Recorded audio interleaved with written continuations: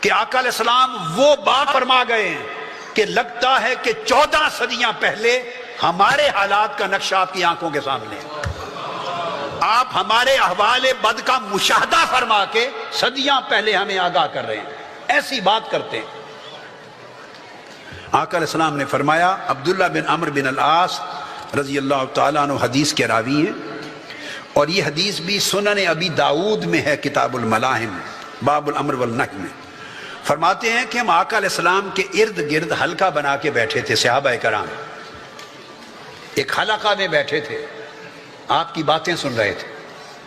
حضور علیہ الصلوۃ والسلام کی اس مجلس میں فتنے کا ذکر ہوا کہ ایک دور فتنوں کا دور آئے گا.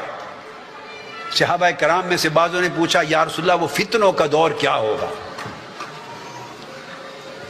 اس پر آقا علیہ السلام نے جواب دیا، فتنوں کا دور یہ ہوگا، اذا رأیتم الناس قد مرجت عہودہم وخفت اماناتہم.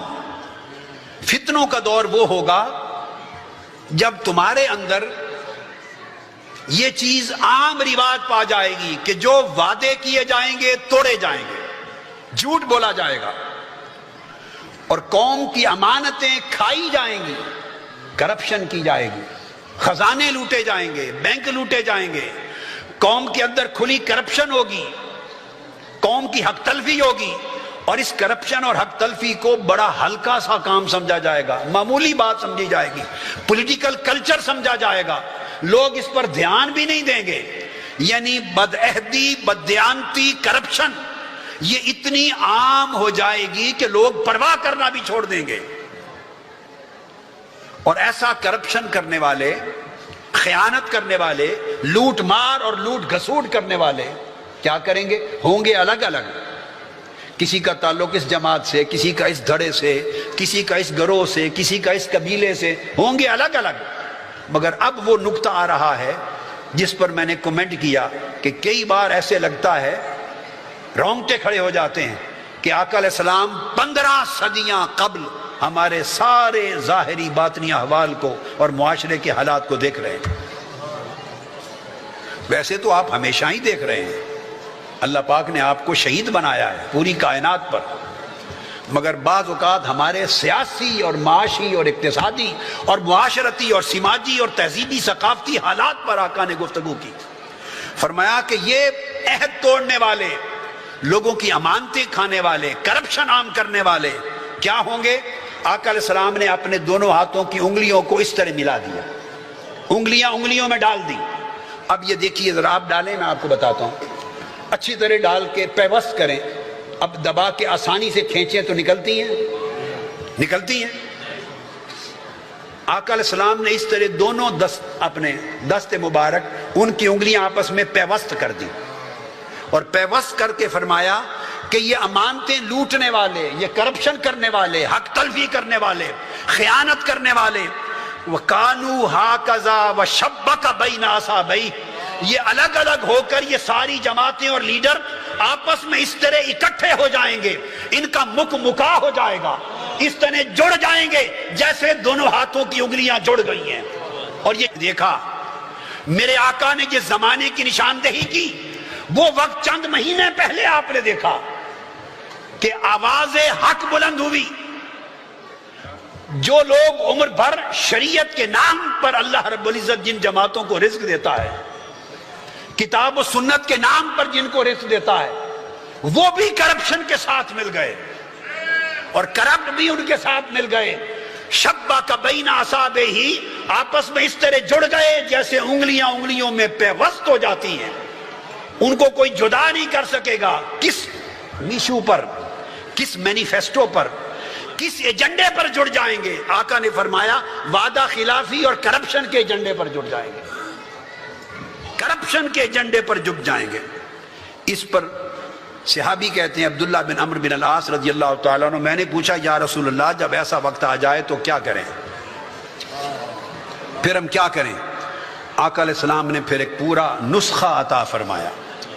اس کے آخری الفاظ جو کرکس ہے وہ دے رہا ہوں. فرمایا خذ بما تعرف ودع ما تنکر.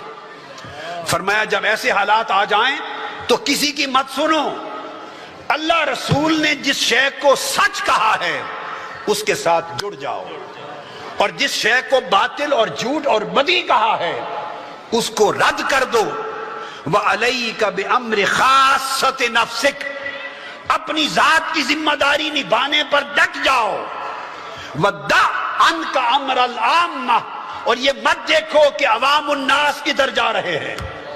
امر العامہ، عوام الناس بھلے ووٹ دینے جا رہے ہیں، اس پارٹی کے پیچھے جا رہے ہیں، اس کے پیچھے جا رہے ہیں، ان کے مفادات ہیں، ان کے پیچھے برادریاں ہیں، ان کے دھندے ہیں، ان کے خوف ہیں، ان کے لالچ ہیں، ان کی بے شعوری ہے۔ فرمایا عامت الناس کی پیروی نہ کرو، خدا رسول کے حکم کی پیروی کرو۔ عام عوام کا رجحان کیا ہے اسے رد کر دو، خدا رسول کا فرمان کیا ہے اس کو اپنا لو۔ ہم نے اس دور میں نہیں دیکھا کہ عوام کیا چاہتے ہیں، ہم نے عوام کے رجحان کو رد کیا ہے اور خدا و مصطفیٰ کے فرمان کو اپنایا ہے۔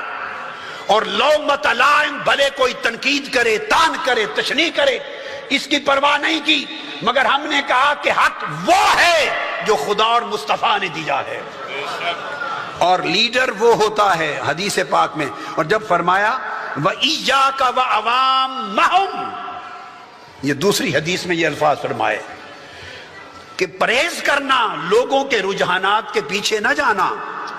لیڈر کا، قائد کا کام نہیں کہ عوام کے رجحان کو دیکھ کے وہی آواز بلند کرے، ان کے پیچھے جائے تاکہ لوگ مجھے اچھا کہیں۔ نہیں، قائد وہ ہے جو عوام کے پیچھے نہ چلے بلکہ عوام کو راستہ دکھائے۔ کوئی تان کرے یا تشنیع، لیڈر عوام کا رجحان متعین کرنے والا ہوتا ہے۔ جس سوسائٹی میں عامت الناس رجحان متعین کرنے لگ جائیں اور لیڈر ان کی خوشی کی خاطر ان کے پیچھے چلے جائیں، اس سوسائٹی پر اللہ کا عذاب نازل ہوتا ہے۔ اور جس میں لیڈر اللہ رسول کے فرمان کو اصول جانے اور اس کی روشنی میں رجحان متعین کرے زمانے کا اور لوگوں کے دھارے کی پرواہ نہ کریں، اللہ ان پر اپنی رحمت کا نزول کرتا ہے۔